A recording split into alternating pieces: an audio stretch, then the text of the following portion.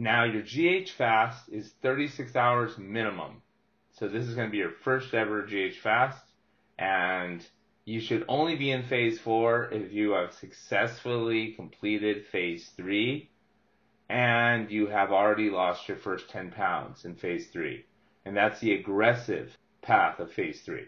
That's very important. So if you haven't done that yet, if you haven't completed phase 3 aggressive, go back and do that. Come watch this video again later. If you have, and you've lost your first 10 pounds, let's go. All right, this is where you really start making progress. I do my GH fast, so I'm going to give you my schedule.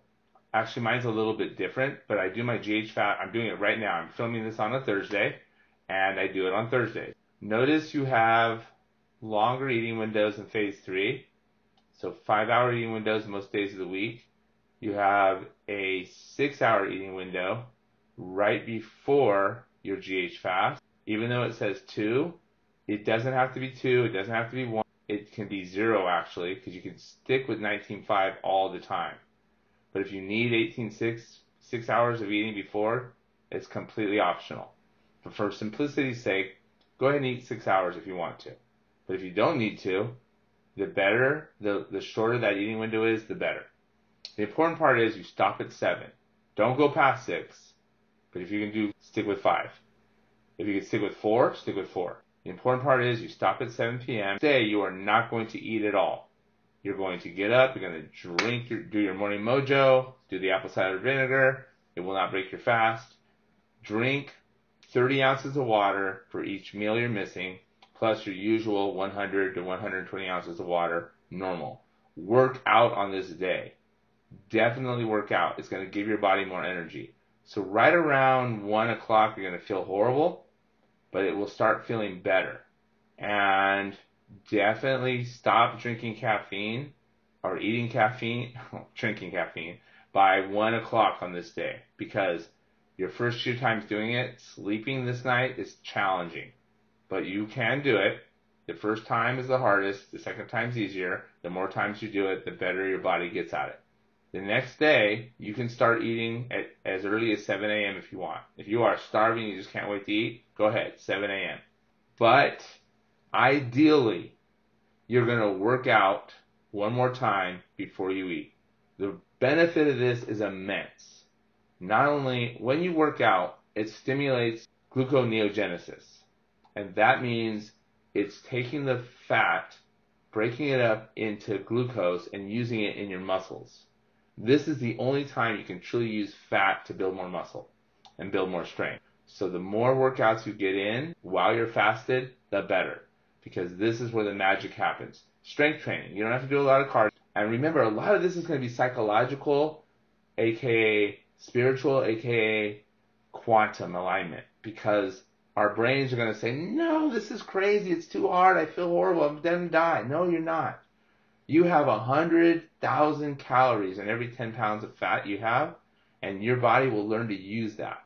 And the better you get at remembering that the reason you're doing this, you're not fasting, you're not starving yourself, you're postponing your food, is so you can use fat for energy. This will always work, but you have to make a mental shift, a spiritual quantum alignment shift, and let your body make a physiological shift. When this happens, your body learns to burn fat again. Make no mistake about it. This is where the pavement hits the road. This is the most important part of the GH Fast Advantage. There's a phase 5, a phase 6, and a phase 7 as well. But this is, if you can get to this phase and stick with it for a year even, you are going to have immense results. Alright, notice the caption here, the asterisk. You don't have to eat at 7. If you can move this back to 1, do it. Don't go past 48 hours though. So definitely eat again by 7 p.m., but that's aggressive. I like to wait until 1, 2, or 3 and get a morning workout in first. You feel better after you work out. Now here's another thing. When you have fasted for this long, you have mucus in your stomach and digestive system, your small and large intestine. There's a mucus lining. When you fasted, that mucus lining is gone. It dissolves for a while. So if you just eat solid food right away, you'll feel great at first, but then you're going to feel crappy later. So sip the bone broth potion first. Mix 1 cup of bone broth, chicken, beef, whatever you like. Make it organic. Make sure it's grass-fed bone broth so you're not sipping carbs because we do not want to spike insulin. Mix with 1 cup of hot water. Make it a little and sip it slowly. After 45 minutes of sipping the bone broth, your first meal is going to have lean protein, no carbs, none, and some fat. So I would like you to have lean fish, lean sirloin steak, lean poultry as long as it's free range and it didn't eat corn, and avocado.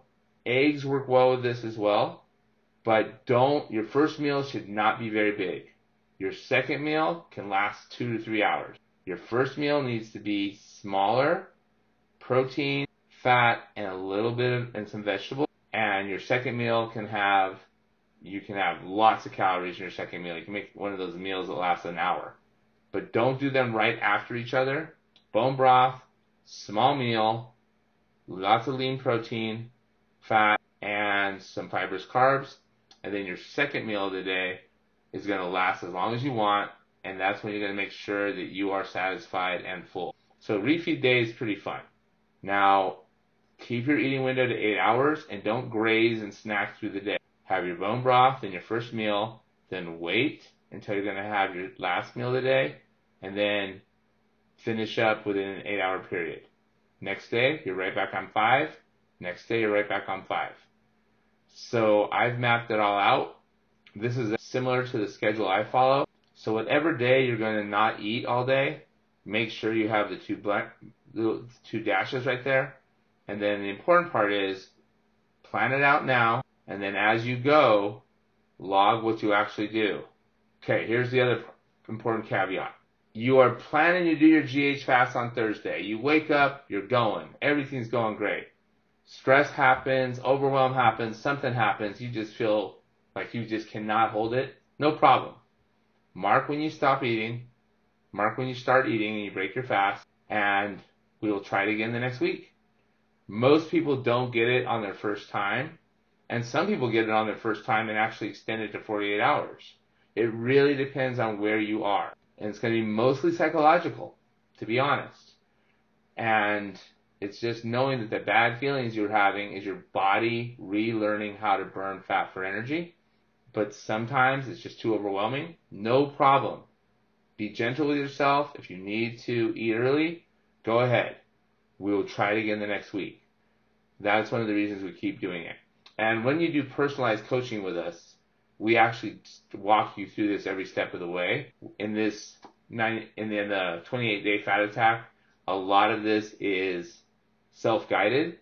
However, we're still going to support you 100%. And I encourage you to work with us either on the personal coaching or if there's any spots available, work directly with me at Breakthrough Academy, because then we're holding your hand every step of the way and we're helping you plan this out. We're like, you're not doing it on your own. But for now, this is everything you need to do it on your own. Like you don't need a coach if you don't want one. You could, as long as you can do this and follow these guidelines, this will work with your metabolism, your physiology. The hard part is actually the psychology, the mental part. But be gentle with yourself. Know that you're doing it for a reason, and it's not to burn calories. In fact, your calories go up in phase 4. So wherever you were at before, you'll now have a different calorie accountability number, a different macro planner. So you'll be eating more calories this week than you did in the previous weeks. Or I'm sorry, I should say this phase than you did in the previous phase.